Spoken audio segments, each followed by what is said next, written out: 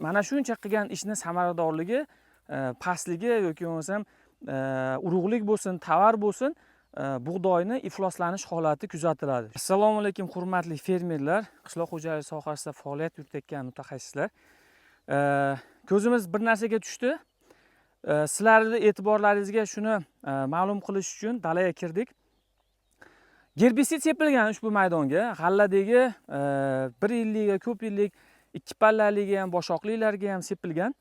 Lekin bir agrotexnikani noto'g'ri qo'llashni mana bitta misoli. OVH 600 da preparat sepilyapti.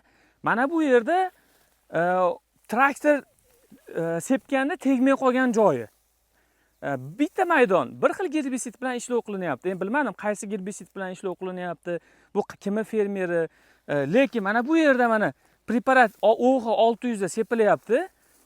Gerbisid mana o'zini ishini ko'rsatib beryapti, lekin mana bu joyda, xuddi shu joyda OVH 600 purkagichi tegmagan.